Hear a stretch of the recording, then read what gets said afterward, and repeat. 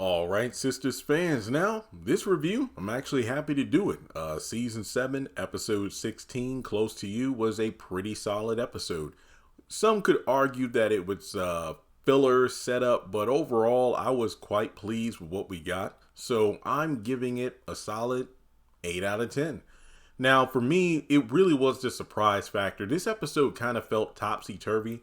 All the things that occurred during the first 15-20 minutes, usually we'd expect that stuff to happen at the end of the episode, like it would be a slow build, but you could somewhat argue that this episode started off on a high note, but then it kind of pulled a roller coaster and went downhill from there. But I think overall, this episode was good. I didn't really care. Well, I mean, is this really out of the norm for me to say? I didn't really care for the Maurice and Grayson stuff, but other than that, it was pretty good all around. So, also just thanks to those who popped up for the live stream last night. We had a good, we had a good show. What was it? Over 300 people at one point. The connection was strong. People were saying the screen and audio was very nice and clear. So that's good to know. And thanks to those who left super chats. It goes a long way. Also, if you watch the live stream on the playback and you wanted to donate, don't fret. If you look in the comment section, actually the description box of all my videos, you'll see links to Cash App, PayPal. If you want to send a donation, it really does go a long way. And if not, you being here and watching the content, trust and believe, that helps too. So make sure you hit the thumbs up button to show you like the video, hit subscribe, and let's jump into this review. So it turns out that Sergeant is now Major. Major Tiffany Hamilton, ex-wife of Tony, is back in town. Turns out she was given a new assignment and relocated. Instead of going to Germany, she's a bit closer, and she was allowed some time off so she can, see her kids. Now, this is what caught Tony off guard, due to the fact that the reassignment meant that she wasn't gone like he expected. And then Danny was definitely the third wheel in the room because of the fact that, Tiffany just popped up out of nowhere. And it seemed like things were kind of falling back into place for her and Tony while she was the outsider, even going so far as say, oh, I thought we were supposed to go for a date tonight when actually, I think I promised the kids I'd go to the movies with them. And then Tiffany stepped in. Oh, well, I could just take them to the movies and you two can, go on your date. So from there, Danny left, making it kind of awkward. Oh, you look good in that. What'd you say? Oh, I mean, it's not everybody that can make that kind of drab, camo outfit look good. You pull it off well, which I find it funny that Danny would kind of call out someone for their uniform when historically Danny is best known for her airport uniform because that's typically the outfit she wears and about 90% of her appearances on the show. So from there, she's feeling insecure about, wait a minute, am I on the verge of losing Tony because his ex-wife is in town? And it's very ironic that in the last scene of last week's episode, she told Tony, look, I know you and your badass kids are a package deal and I wanted to sign off on it. And I'm like, you should have read all the terms and conditions because, before you sign, considering now, that Tony comes with not only them badass kids, but now an ex-wife who he's close to. Well, I'll kind of skip ahead just a little bit because later on at the baby shower planning, Danny skips out because she's going to get a wax because, she wants to make sure it's all smooth down there because she feels like she's going to need to put in some extra effort to realign Tony's attention from his ex-wife to her.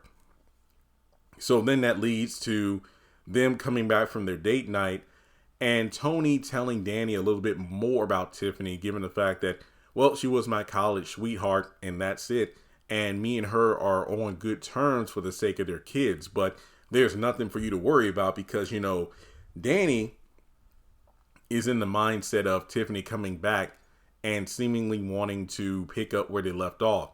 And also she was feeling some kind of way because Tiffany wasn't just staying with the kids for the night, but she was staying over at Tony's mom's house. And I'm thinking to myself, Danny, you're kind of out of line here due to the fact that you and Tony have only been dating for a few months and that's the mother of his kids. And I'm pretty sure the relationship between Tony's mom and his ex-wife, despite the fact that, that's his ex-wife, that's still the mother of her grandchildren. So I think that there's no issue with that. I mean, you could argue there's a difference if, let's say, Danny and Tony have been in a longer relationship and there was more of a commitment there, maybe even if they were engaged or something. But yeah, I don't think that there's a problem with Tony's ex-wife staying with the mom for the kids' sake, because she just got restationed and she was allowed time off to see the kids. So I feel like Danny's kind of projecting some insecurities there.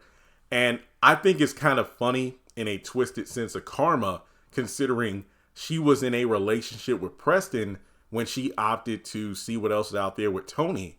And now, despite being in a much longer relationship with Tony, now she fears Tiffany might slip back in and try to get him back from her. So, hey, what goes around comes around. There you go. And even though it isn't stated yet why they were divorced, I'm guessing Tiffany may have been the kind of woman who didn't want to just settle down. She wanted to pursue her career in the armed forces. I mean, based on the whole thing about Pops will be so proud of you, I'm guessing that she came from a military family, and her, just being like a stay-at-home mom or someone who worked a job, but, wasn't in the same area as the kids, because she was probably restationed all the time. So that probably created a wedge in her relationship with Tony and to some extent their kids. So I'm thinking that could have been the reason for the divorce. Maybe, but I'm not certain. So from there, Fatima and Andy, they're on the phone with each other, and Fatima's just, loving the fact that Hayden is still heated over Andy one-upping him with that $75 million NFT discovery. So Andy is actually over at Agent Watt's place, and we find out Penelope's still alive. However, the story doesn't really add up to me. So for one, it's quite obvious that yes, she lost the baby when Gary tossed her to the ground. But when she was pleading for him to help her, he refused, saying, you know what, crawl your ass out of here and get some towels to clean up my floor. But she managed to slip away, and then that led to the cleanup crew coming. But this story doesn't make any sense to me, because she bled out a lot. She popped like a blimp, not a balloon, but a blimp full of blood. How did she manage to quote unquote slip away? Did she obviously needed immediate medical attention. Not to mention, you would think that she would call her brother. Well, maybe she didn't call Jordan because she knew if Jordan knew, he would try to do something and regret it. But I feel like there's a lot we don't know about her quote unquote great escape. Not to be too morbid, but you would assume her bleeding like that would have left a huge trail outside of just Gary's office. And how did she get connected with Agent Watt? Did she call somebody? Andy said that she knew somebody that could help her disappear, but Andy was clearly surprised when she saw Penelope. So how exactly did things line up? I mean, Gary has been under investigation, so maybe somebody was watching out for her that night. But overall, this survival tale makes no sense. But Penelope's fine as hell, and I'm glad she's back. Now, it turns out that Penelope, she's turned into Jasmine. She wants blood. He's going to pay for what he did to our baby, and I want revenge. I want him to bleed like I was. I'm like, whoa, what happened to locking this dude up for life? What? I mean, I'm curious why Agent Watt didn't kind of step like, hey, remember now, we're going to arrest him. We're not going to kill him.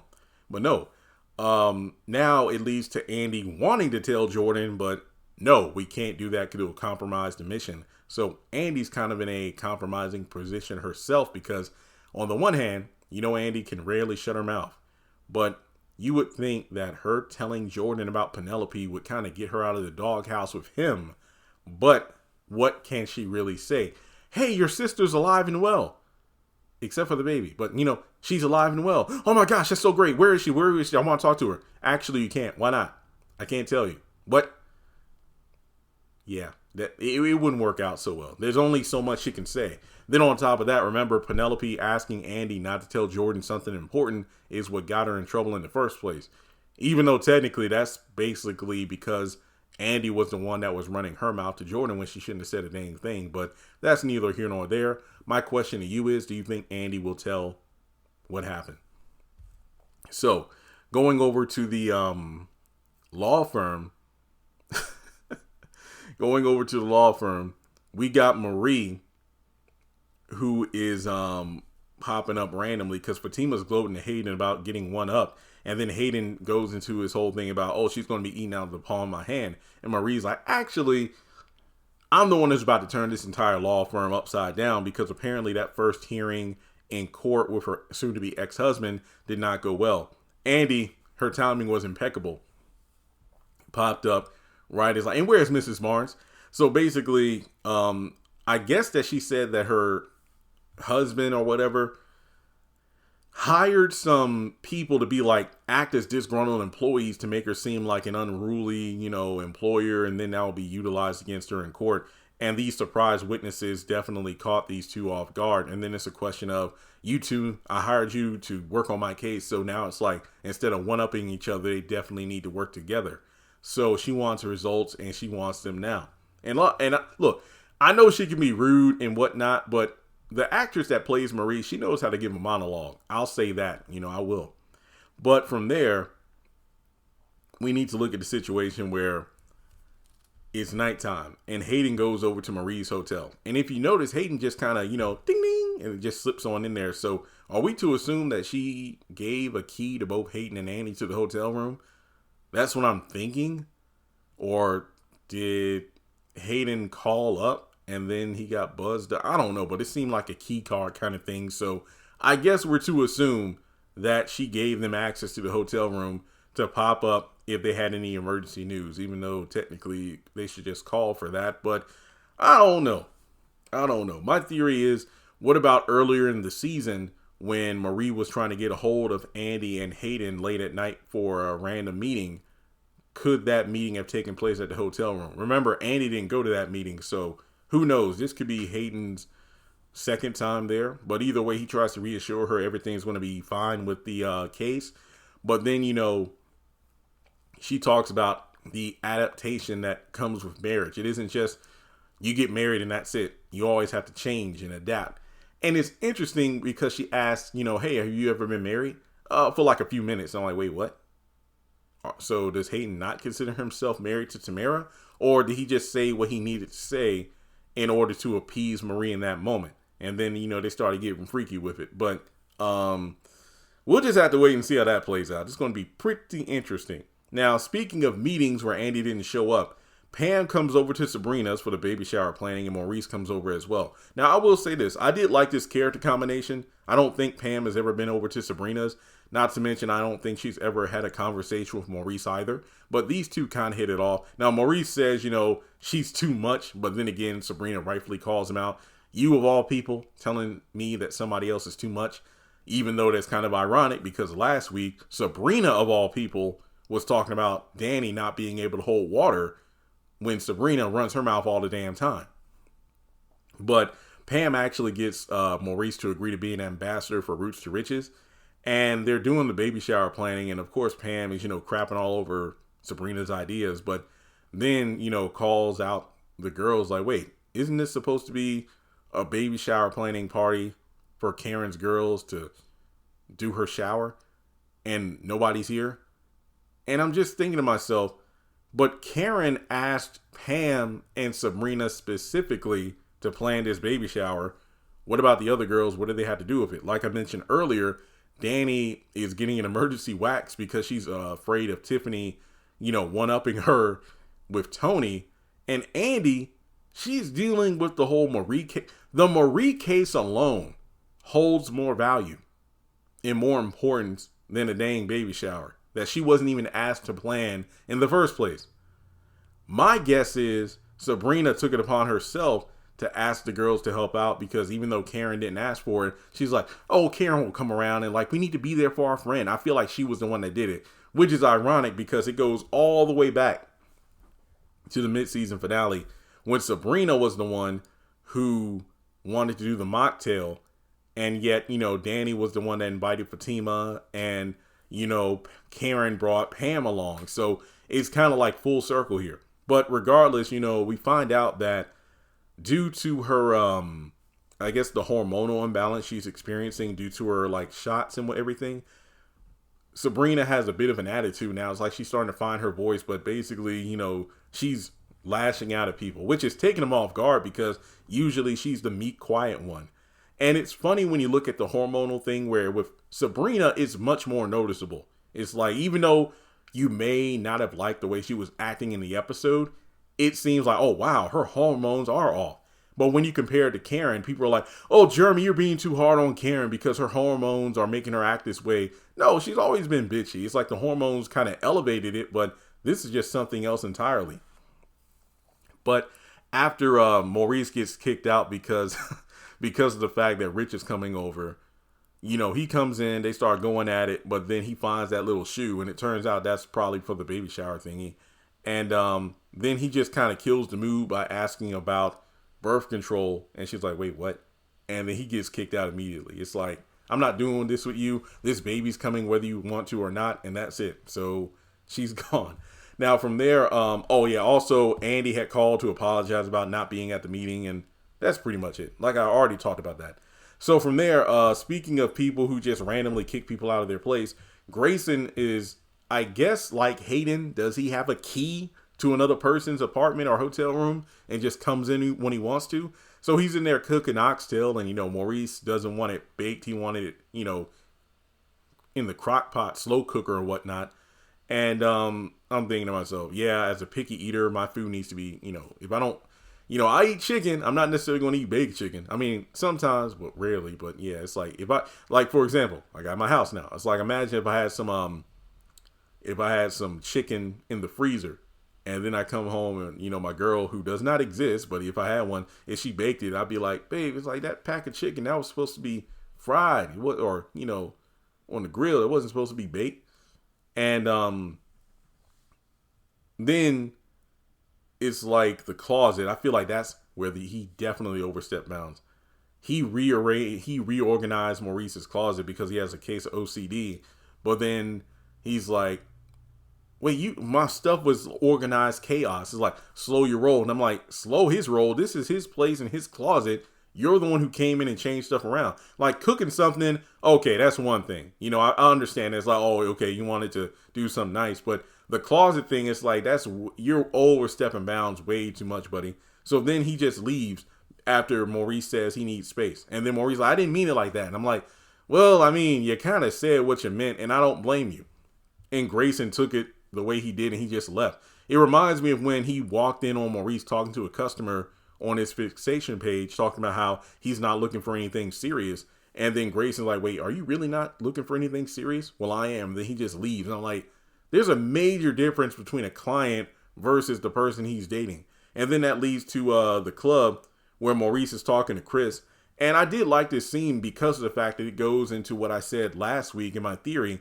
I think Grayson popping up like that is going to give Maurice a bit of PTSD with Q, when you have a guy who just pops up unannounced and, is changing stuff. And Q really left an impression on Maurice that he hasn't taken the time to fully, process what happened to him. So we'll just have to wait and see if there is a conversation between Grayson and Maurice about this in the future. But from there, let's see. Karen called Sabrina. The baby shower plan is going well. It's a short conversation. We go over to the gym, and there's not much to say about this scene. Fantastic. Zach approaches Aaron to make peace. Simply put, I did like the fact that Aaron called out Zach for the needless, repetitive mentioning of his wife taking her own life. That's cold and ridiculous. And then Zach opens up about his own troubled, situation with his parents and the fact that they should just, squash any sort of beef they have in order to be there for their kids. And that's really it. Again, the olive branch was accepted and they're bros. I like this. Like I said, I already did a separate video, but even then that video was very short because this scene was fantastic, which is funny because later in the episode, there's an interview sequence of Zach and Fatima talking to various candidates for nanny. And sadly, we don't get to see the other people who are applying for the position, but I get it, um, not needing to hire those other actors, but it would have been nice to see him. But just seeing the reactions, like, Zach being nonchalant, eating chips and whatnot. And then Fatima just, being cordial and polite, but then the surprise, like, wow, the tattoo, I wouldn't have got the knife on the neck and whatnot. And then it's like, wait, so your parole officer sent you? But no, my favorite bit is when Miss Rose is there. Why in the world is Zach with the crayons and construction paper? Like, is he coloring? Is he taking notes? What's going on here? But I just love that little bit. That was funny. But yeah, Miss Rose comes in and, she's strict on bedtime. She loves schedules and stuff like that. And she's a good cook. So she's instantly hired her. So people are like, what's your impression? I don't have an impression of Miss Rose because Miss Rose only had that one scene. Now, I am going to be interested to see how things play out once she's there with Michael. But overall, I think this was a good scene.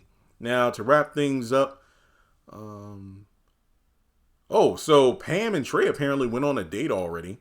They went on a date already and it went well. And, Trey actually comes by, greets Karen and talks with Pam for a bit. Apparently he had a wild time the night before, but the reason he came over is due to the fact that he had an idea for her business and the fact that, hey, this barber shop I stop by sometime, get my hair, twisted, cut and whatnot. They give out free samples. And I think if you did the same for Roots to Riches, this can help you expand even further because, free samples entice people that weren't originally going to buy the product if they like the sample.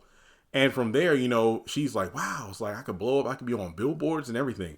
But Karen is still unsure about the social media, but it makes you wonder because she's like, so how are things going? It's like, things are going okay. It's like, okay, right? So, I mean, it's almost like Pam's reached a point where her product isn't selling like it used to. I'm very confused by this, but Karen, at one hand, it seemed like there was a concern about the social media, but on the other, it's like, is this a combination of being jealous of Pam's business and the trade thing, even though you said you're happy that the date went well? I don't know. So from there, we get the final scene. Andy calls Jordan, Ethan spikes his drink, and then that's it. It's kind of ironic because Andy is like noticing how nice and, loving Jordan is because he's tipsy. But at the same time, she's like, hey, just be careful. Don't do anything too reckless. And then boom, he's knocked out. And then Ethan drags him off somewhere.